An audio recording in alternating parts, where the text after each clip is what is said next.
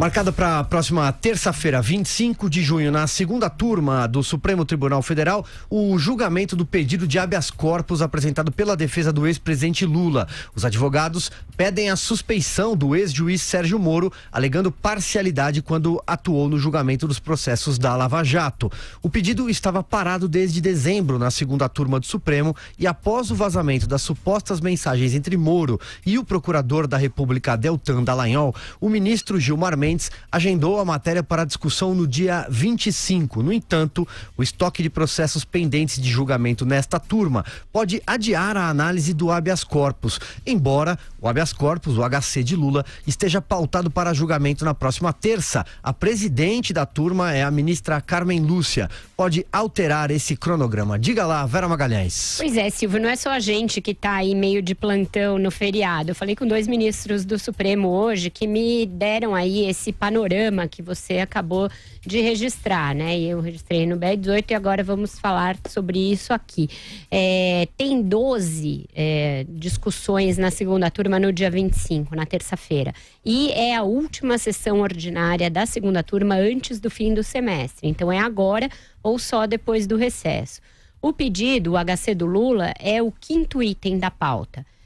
Pode haver uma inversão caso o advogado esteja presente ao julgamento e peça a inversão pelo fato do réu estar preso, alegando urgência, alegando fatos novos, e aí podem inverter a pauta e começar a tratar deste item antes. Mas acontece que na pauta tem outras questões igualmente urgentes. Tem o pedido, por exemplo, de extradição daquele ativista turco, que é naturalizado brasileiro, que o governo da Turquia está pedindo para que seja extraditado. É um caso igualmente premente, também polêmico, também controverso e que deve levar tempo.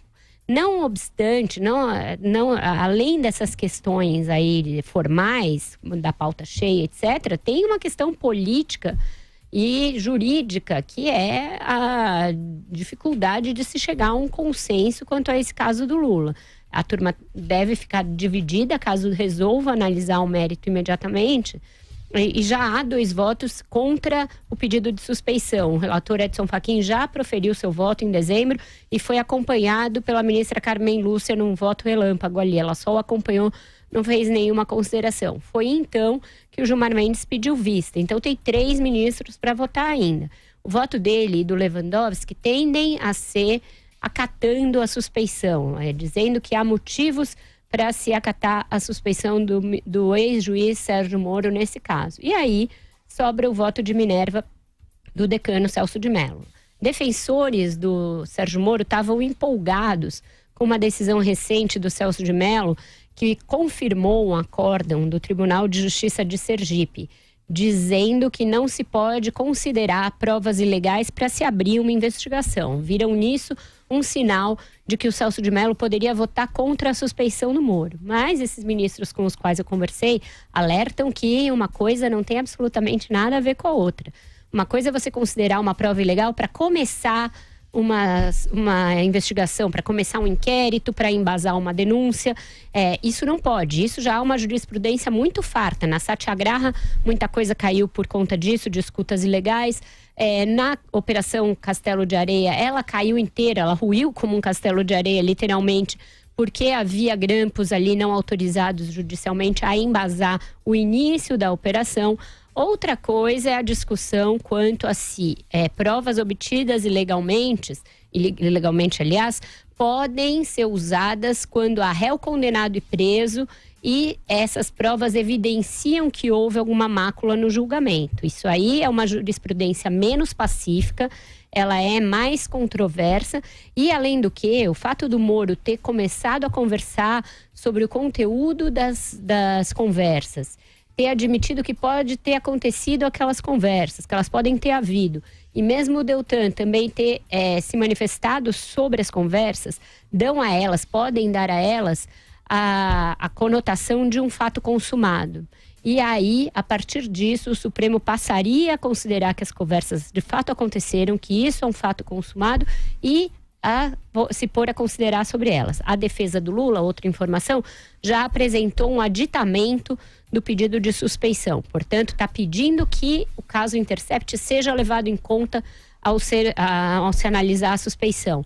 E o advogado Cristiano Zanin esteve com ministros fazendo ali entrega de memoriais a esse respeito. Então é este o ambiente que vai pautar a discussão na terça. Diante disso tudo, pode ser que eles prefiram adiar a enfrentar uma polêmica neste momento. Então, vamos ter que esperar para ver.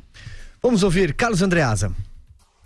E a sessão de terça-feira, dia 25, na segunda turma, será a última desse semestre, antes do recesso do Judiciário. Depois disso, apenas sessões no plenário do Supremo, casa cheia. Ou seja, a prosperar a tese do adiamento, nós falamos em voltar a tratar do habeas corpus relativo ao Lula, esse habeas corpus, com base na suspeição do Sérgio Moro, em agosto, na melhor hipótese. Falando em termos meramente políticos, me parece uma tendência. A pauta é cheia, há outras questões prementes, que se deixe isso para diante, tentando fugir do calor, do drama, do fervo atual. Lembrando o modus operandi do Intercept, né? Quer dizer, essa liberação a conta-gotas de material, de conteúdo, o que torna mesmo uma reunião, uma audiência do Supremo Tribunal Federal, de uma turma do Supremo Tribunal Federal, algo de repente datado, algo de repente vencido ou sob ameaça, ou sob riscos de ser surpreendido por um novo, chamemos assim, por um novo vazamento. A gente não sabe até quando isso vai persistir, esse modo de ministrar informação a conta-gotas, de uma maneira ou de outra, reativa, de modo que imagino que o Supremo se queira, já muito exposto, uma instituição muito exposta, se queira blindar, ganhar tempo, levar isso para o segundo semestre, esperando a fervura baixar. É difícil, no Brasil atual, apostar na baixa do fervo, né?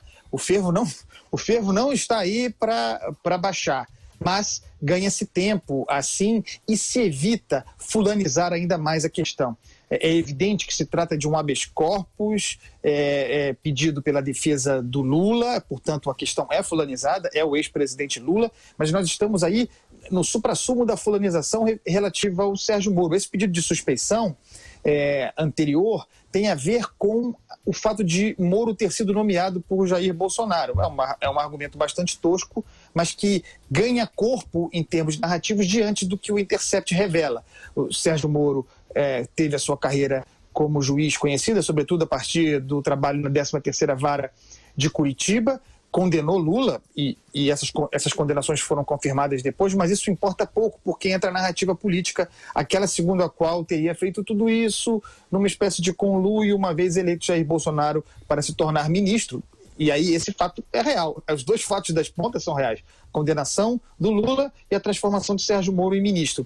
Todo esse miolo é a tentativa narrativa de influenciar o discurso público, já está influenciado, e é o que alicerça esse pedido de habeas corpus, que, insisto, ganha corpo, inclusive formalmente, né? A Vera acabou de informar, a defesa do Lula acrescentou as questões relativas ao Intercept no pacote do habeas corpus, então não é um bom momento para se tratar dessa questão. Eu, se eu fosse juiz do Supremo, nunca serei, nem quero ser, eu empurraria para o segundo semestre. Suas primeiras considerações, Alexandre Borges. Nós estamos entrando naquele terreno complicado de até onde vai a suspeição de um juiz, né? É muito séria essa acusação. Acusar um juiz de ser partidário, mas não só ser partidário na pessoa física, como ele ter, dentro das suas convicções políticas pessoais, influenciado um processo do qual ele era o magistrado responsável, e isso tivesse, inclusive, se refletido na sentença. Isso é uma acusação muito grave, muito complexa e que precisa ser analisada com distanciamento. Por quê? Porque o Sérgio Moro, ele deu provas na sentença de que ele condenou, ele direcionou o processo e a investigação e depois condenou um inocente. Não há absolutamente nada até agora que dê indício disso. Depois, especificamente no caso do Lula, o Lula teve a sua condenação corroborada e ampliada em segunda instância, e vamos lembrar que a segunda instância é soberana sobre a primeira instância. Então, os 3 desembargadores lá do TRF4 que deram 3-0 e pegaram uma sentença de 9 anos e meio e aumentaram para 12 anos e alguma coisa, eles têm completa autonomia para reformar, rever e mudar a decisão de primeira instância.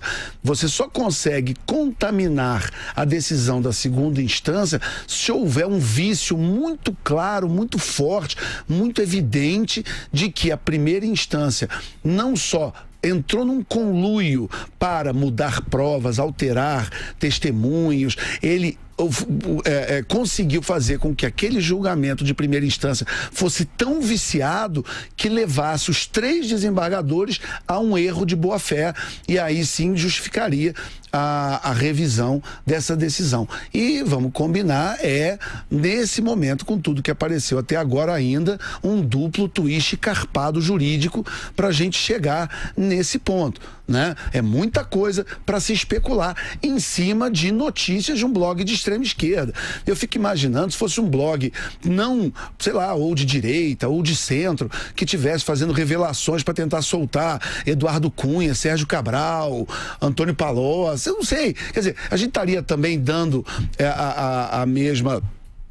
A coisa chegaria ao mesmo ponto? Eu não sei, eu tenho minhas dúvidas. Como tudo é especulação, me sinto no direito de especular em cima de bases tão frágeis como essa que nós estamos discutindo. De qualquer jeito, uma revisão baseada nessas notícias do Intercept me parecem um ataque até o ordenamento jurídico brasileiro frontal. Se essas... Desculpe ser chato ficar repetindo isso, mas se essas provas fossem disponibilizadas, como o próprio juiz, atual ministro Sérgio Moro pediu claramente ontem no Senado, dizendo: mostrem tudo, façam a perícia, e a partir da análise do material periciado, comprovado, porque aí, olha só, tem todo um caminho. Tem que disponibilizar o material, ele tem que ser periciado, mas a perícia é só o início, porque aí começa uma discussão jurídica complexa, longa, onde vai se ler o que está escrito naquele material e analisar o quanto daquilo ali compromete a condução porque vamos supor que a conversa seja, depois de periciada, considerada real, verídica. Mesmo assim, nasce uma nova discussão jurídica, que é analisar o quanto que aquelas conversas provam que há um vício de origem tão absurdo e tão contundente a ponto de anular o processo. Tem muita coisa para andar aí. Eu vejo ainda esse pessoal do lado da defesa do Lula, claro, eles estão fazendo o trabalho deles, de fazer toda a chicana, toda a gritaria, faz parte, mas eu acho que ainda tem um caminho muito longo até se chegar a uma eventual anulação do processo em primeira instância, em segunda, e até eventualmente um processo de soltura do ex-presidente Lula. Também acho que não vai ser simples, não vai ser rápido e que tem muitos meandros, mas caso o Supremo decida analisar e constate que houve a suspeição, ele pode fazê-lo sem precisar cumprir todos esses trâmites, que aí seriam cumpridos quando o processo fosse remetido de volta à 13ª Vara da Justiça Federal de Curitiba. O ministro me explicou esse caminho. Uma vez acatada a suspeição, volta para Curitiba, que é a vara original, para que sejam saneados os atos do processo. Não é que o processo simplesmente o Lula é absolvido. Passa a haver uma readequação dos passos do processo. Então, provas que foram obtidas mediante atos considerados suspeitos, elas têm de ser refeitas, o julgamento teria de ser refeito, o julgamento em segunda instância também seria de ser refeito, e mesmo para cada um desses passos vão corresponder várias tentativas da defesa, do Ministério Público, de obstar isso, de obstar aquilo. Então, é algo que a gente não sabe como vai ser feito. Sabe aqueles jogos de RPG em que o desenrolar do jogo depende muito de jogar o dado, da atitude de um jogador, de outro, do mediador? A gente vai se ver aí diante de um meandro jurídico que a gente não sabe qual é.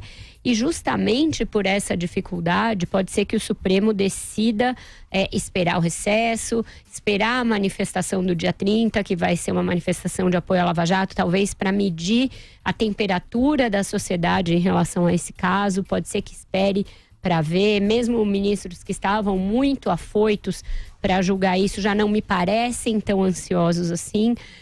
Então eu acho que existe uma grande possibilidade, eu falei disso aqui desde segunda-feira no Jornal da Manhã, depois aqui, e hoje os jornais trazem reportagens no mesmo sentido.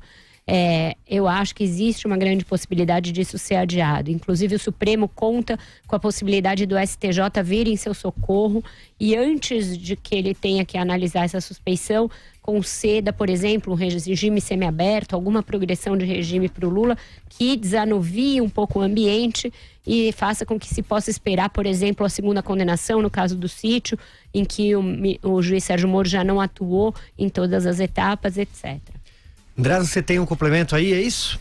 Sim, eu acho que nós aqui no 3 em 1 estamos muito bem plantados no enfrentamento, no tratamento dessa questão, né? A questão a que eu me refiro é o caso Intercept Juiz Moro. E tem duas coisas que eu gostaria de sublinhar, insistir aqui. Uma é a necessidade óbvia, falamos aqui sempre sobre isso, o Alexandre Borges é muito enfático a esse respeito, a necessidade de que esse material, de que esse conteúdo secreto que está sob controle do Intercept até aqui e que faz do Intercept o pauteiro do debate público brasileiro, que esse material seja periciado, que esse material seja examinado, para que ele possa ter caráter probatório, para que ele possa servir juridicamente, porque me parece que a discussão é complexa, mas uma vez periciado e verificado, ele poderia servir juridicamente. Isso é uma coisa. Nós estamos aqui discutindo sobre um material, tratando do que vai contido ali, supostamente contido, dos diálogos apresentados até aqui, fazendo sempre esse asterisco segundo o qual o material não foi visto, não foi examinado. Quer dizer, tem todo um processo editorial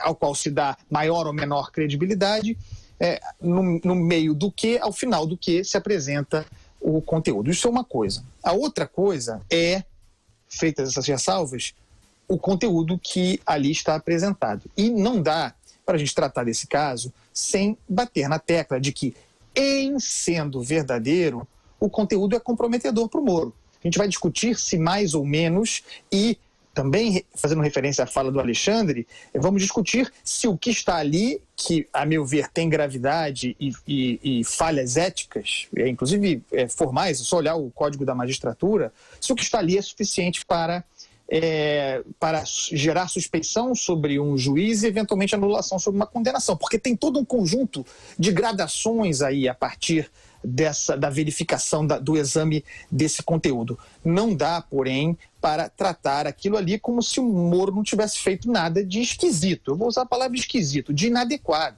Em determinado momento, o juiz Sérgio Moro, que é um detentor da moralidade, um defensor da moralidade, um dos pilares que o transforma no herói nacional é a moralidade, ele se refere, tratando de um julgamento que preside, se refere à defesa com a qual ele lida, a defesa do réu que ele viria a condenar, a atividade dessa defesa como um showzinho. E sugere ao Ministério Público, a ser verdadeira a conversa, que faça uma nota para rebater esse showzinho da defesa. Isso não é pouca coisa. Isso é uma coisa que me incomoda imensamente. É um juiz, a ser verdadeiro, toda hora eu vou bater nessa tecla, é um juiz, nesse caso específico aí, tomando lado, se acercando de uma parte, do órgão acusador, se comportando como um juiz de acusação, algo que nós não temos no nosso ordenamento jurídico. Então, tudo tem que ser colocado aqui muito claramente, porque nesse programa não há heróis. Você, Alexandre? É evidente que, em se provando que essas conversas são verdadeiras, vai se levantar uma discussão sobre os limites do contato do juiz com as partes ou com o Ministério Público, até que ponto vai, por exemplo, o artigo 40 do Código de Processo Penal, onde o juiz é obrigado a sempre reportar ao Ministério Público, por exemplo, se ele tem novas provas, o acesso a testemunhas, até que ponto isso se aplica, não se aplica. É uma discussão jurídica até interessante. Acho que é importante para o Brasil que essa discussão avance para qualquer lado, para uma eventual condenação ou absolvição das práticas que aconteceram nesse caso e no contato do juiz Sérgio Moro, ex-juiz Sérgio Moro, com as partes. De qualquer jeito, também vamos lembrar que os juízes não são filhos de chocadeira, eles não caíram de Marte. Os juízes têm relações, né? Vamos lembrar, por exemplo, eu já lembrei aqui no programa a história, por exemplo, do ministro Toffoli, toda a história que ele tem com o Zé Dirceu, com o PT, toda a história de boas relações amistosas do ministro Ricardo Lewandowski com o PT, ou então um ministro que eu respeito muito até as decisões dele, que é o aposentado ministro Carlos Aires Brito, mas que foi candidato pelo PT, foi um petista histórico. Então eu não sei, eu não tenho acesso a conversas privadas do Carlos Aires Brito com o Lula, mas eles devem ter conversado bastante ao longo da vida. E essas relações acontecem. A gente tem que ver até onde que isso contaminou ou não o processo e a decisão, e principalmente num conceito maior de justiça, se houve uma injustiça, ou seja, se o processo foi viciado, se um inocente foi colocado na cadeia por má fé de um juiz que tinha uma convicção prévia, que queria condenar um réu inocente e fez em conluio com a acusação, forjou provas e criou um ato criminoso onde um inocente acabou sendo preso, que seria realmente um grande escândalo e que mereceria, inclusive, até uma ação penal contra os artífices de um crime desse tamanho.